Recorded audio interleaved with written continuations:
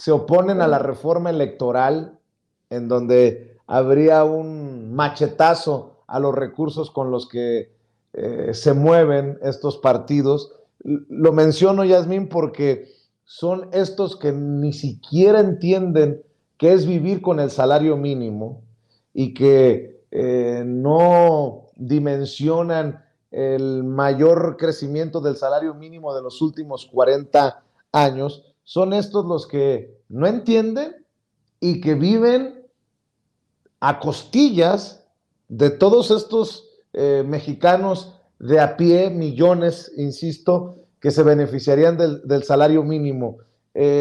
Por ahí también va la cosa, ¿no?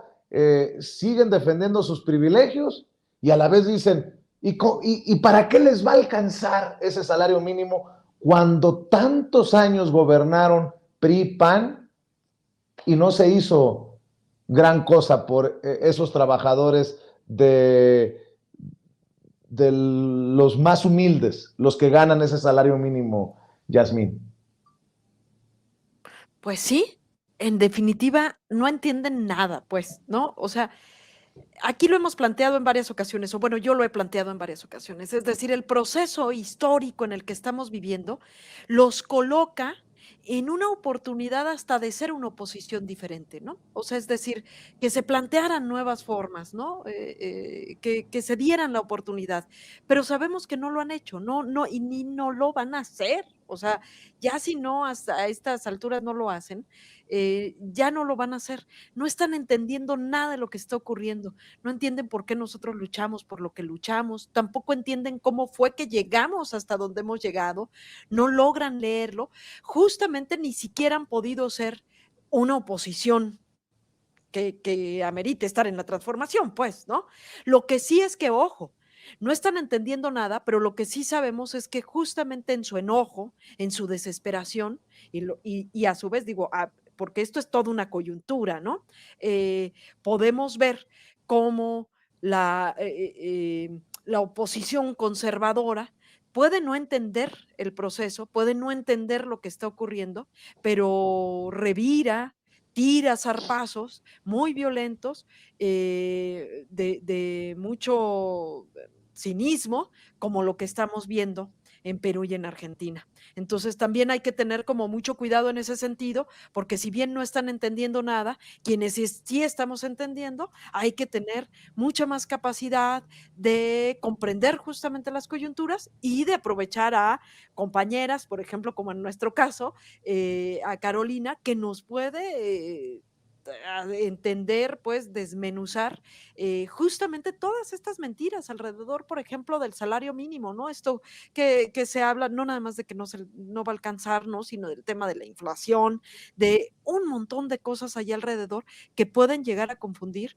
a una ciudadanía, ¿no? O sea, es decir, los procesos de transformación son de ida y de venida y a veces son muy violentos, ¿no? Lo estamos viendo en estos dos ejemplos.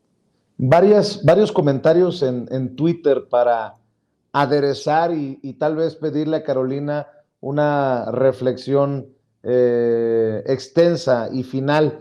Sabina Berman dice, me da la impresión que los 14 millones de mexicanos y mexicanas que ganan el salario mínimo no están en Twitter y también sospecho que opinan distinto a los tuiteros que están furiosos porque el salario mínimo subió ya 3 veces este sexenio. Exigen que los pobres subsidien la estabilidad económica. Poncho Gutiérrez dice, un salario mínimo de 207 pesos diarios es ridículo, casi tan ridículo como que quienes lo critiquen sean los mismos que durante décadas lo mantuvieron en menos de 90 pesos.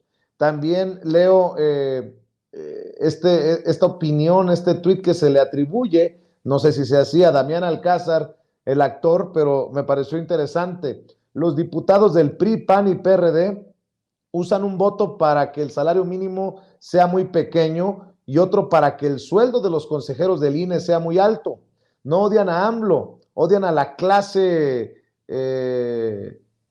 trabajadora, a los pobres, a la mayoría del pueblo de México.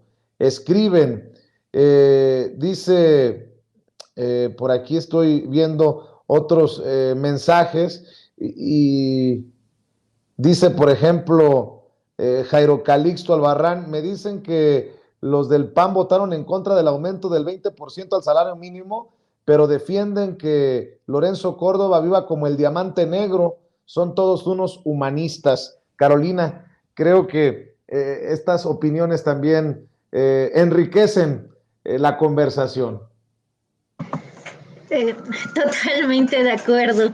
Pues mira, ahora escuchándote a ti, escuchando a Yasmín y por supuesto a la audiencia, que por cierto es bastante notable, eh, pensemos lo siguiente. Hablamos en esta charla sobre pues algunos límites a la democracia. Y escuchando a la audiencia me doy cuenta que en efecto, esos límites a la democracia son límites de clase, porque mencionamos hace un momento que durante el neoliberalismo se privilegiaron intereses de un segmento de la población muy pequeño, suponiendo que habita aquí en México, porque también nos damos cuenta que hay una pues oposición que ya también es transnacional.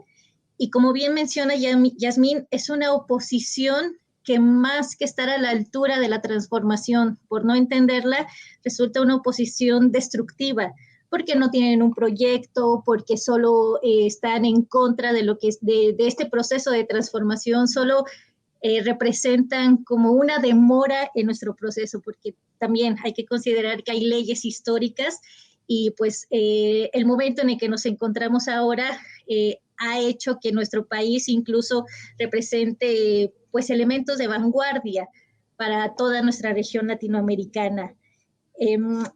Mencionaron en el programa lo de lo que está ocurriendo en Perú y nos deja bien claro que no es lo mismo que nuestros representantes sean campesinos, a que sean trabajadores, a que sean empresarios.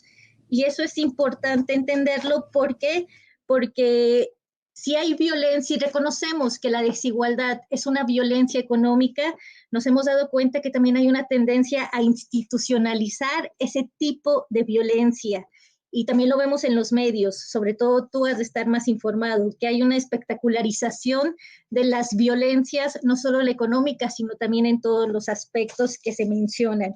Entonces, ahora que vemos que un incremento salarial impacta de manera directa a 6.8 millones de mexicanos, pero que por supuesto también puede impactar a las y los mexicanos que ya con derechos sindicales tienen mayor voz o mayor representación en las negociaciones, por supuesto que quiero ver cómo van a negociar en cada uno de los segmentos los incrementos salariales que se vayan presentando.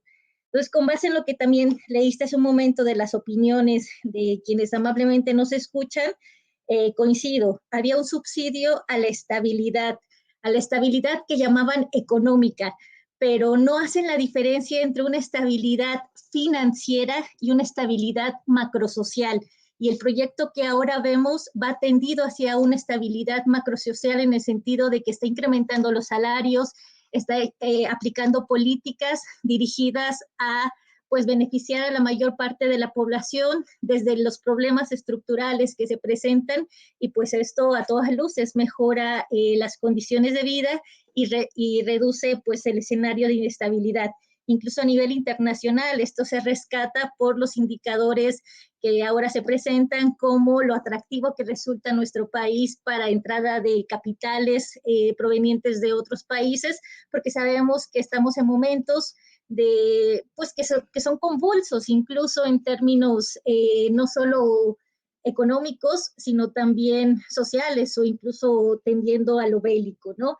Entonces, el caso de Pedro Castillo, ya para cerrar este comentario que ahora se vive en Perú, nos da otro ejemplo de cómo el neoliberalismo se ha acompañado de una corrupción, porque vemos que muchas de las riquezas que se generaron durante este periodo se basaron en el saqueo de los fondos públicos o de los fondos estatales.